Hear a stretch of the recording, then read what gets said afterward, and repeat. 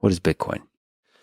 Bitcoin is a software, and it's a distributed software to operate a peer-to-peer network between members who are all equal on the network. They're all peers. And what this software does is that it allows you to operate a payment network between those peers. And that payment network has its own currency. And that seems like, just a simple software game. But the reason this is such a big deal is I believe Bitcoin is the most advanced form of money ever invented. And the reason for that comes from two properties that this network has. The first one is that the currency is the hardest money ever invented. It's the money whose supply is the most resistant to inflation.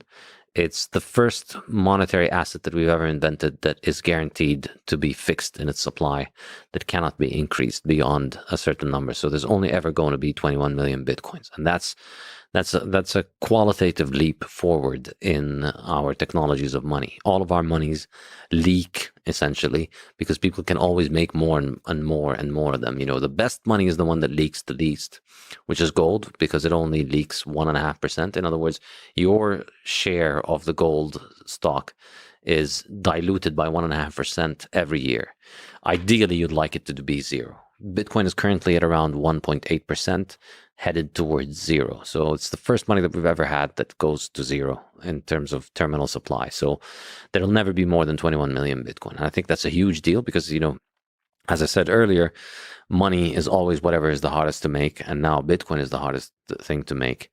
And then the second property, which is extremely important as well, is the fact that it operates without the need to trust in anybody. It doesn't have a party that is in charge of it.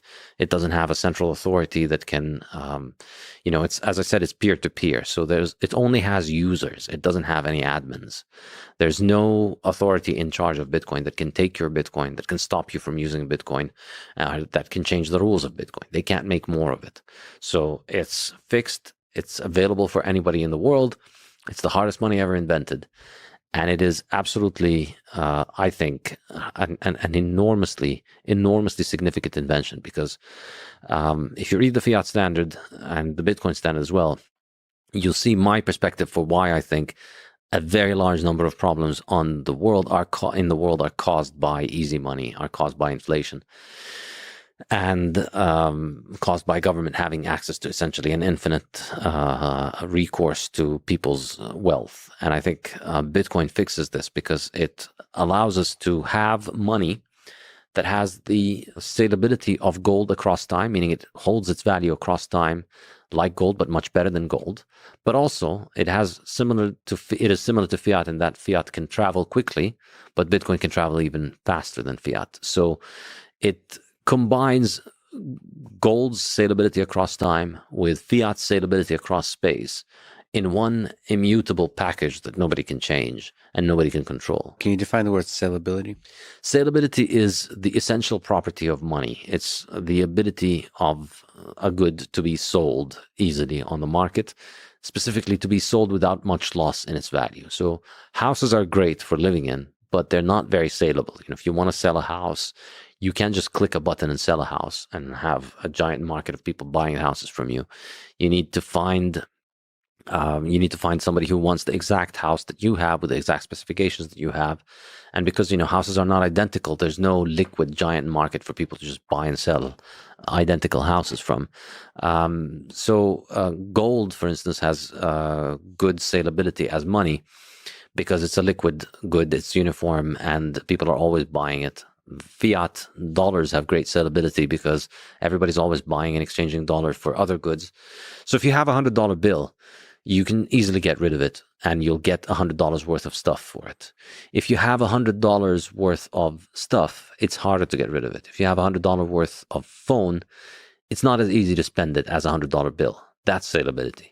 What do you mean that Bitcoin, I understand that Bitcoin has the sellability of gold across time, better even, yeah. Better, yes, like on the order or whatever. And then it has the salability of fiat across space. What does that mean?